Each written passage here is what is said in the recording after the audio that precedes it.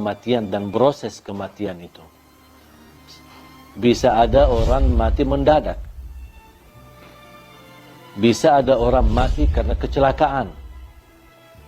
Bisa ada orang mati karena apapun terjadi. Bahkan bisa ada orang karena sehat, tidak ada apa-apanya, justru dia merawat orang tuanya, pulang pergi ke rumah sakit, malah justru anaknya yang mati duluan. Tidak ada yang bisa memastikan dan membuktikan ada tanda-tanda sebelum kematian.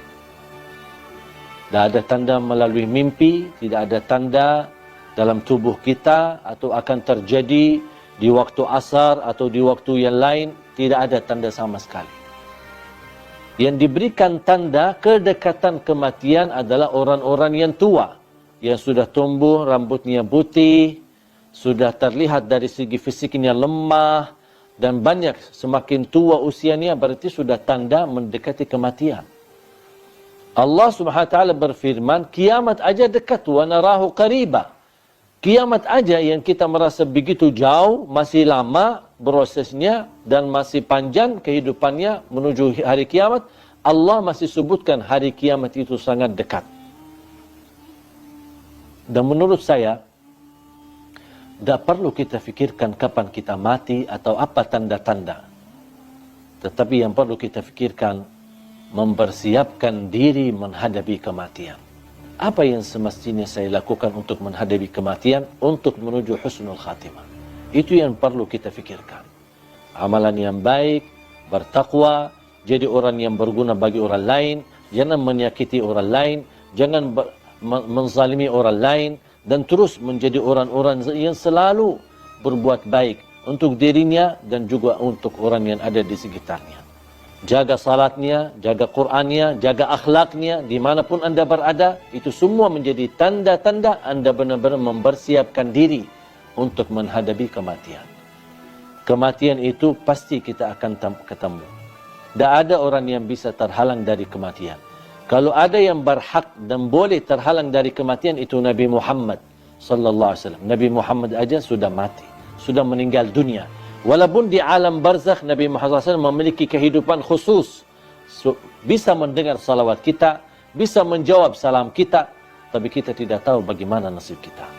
Yang menentukan nasib kita nanti di alam kubur adalah kita.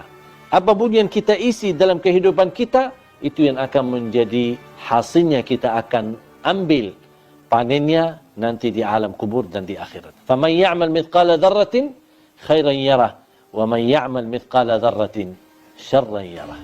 Perkataan ruh seorang yang sudah mati berada di ruang rumah kita.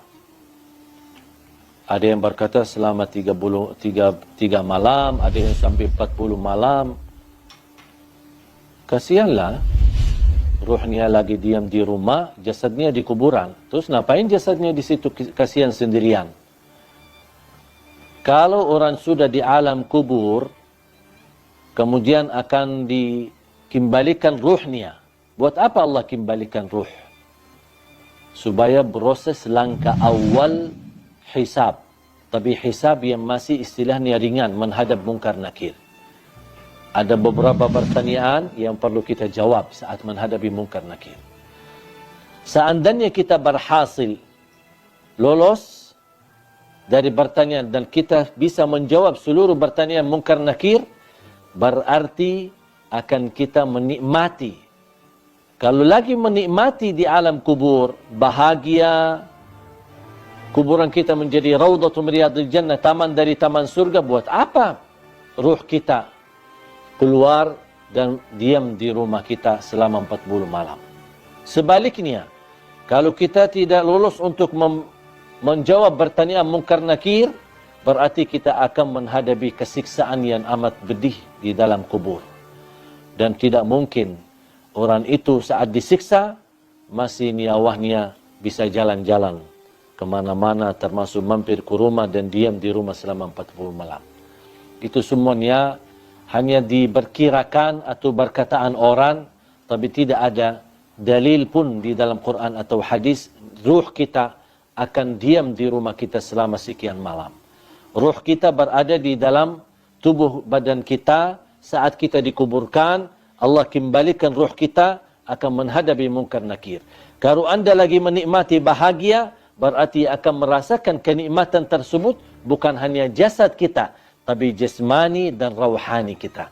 Kalau ruh kita terpisah dan dia diam di rumah untuk melihat kondisi dan keadaan di rumahnya, bagaimana keluarganya. Terus kalau ada di antara keluarga, ketika ada ruh seorang meninggal, dia masuk ke rumahnya.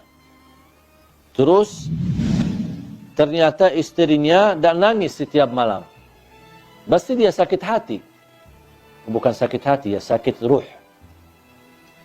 Apalagi kalau istrinya nikah. Kau malah tinggalin aku meninggal malah kamu nikah.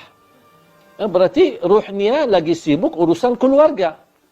Ini semuanya tidak masuk akal. Makanya jamaah sekalian, jangan terlalu percaya hal-hal yang aneh-aneh. Kalau kita bahagia di alam kubur, berarti ruh kita akan disibukkan dengan kebahagiaan. Kalau kita lagi di alam kubur disiksa, na'udzubillah min zalik, berarti ruh kita akan kesibukkan dengan azab, na'udzubillah.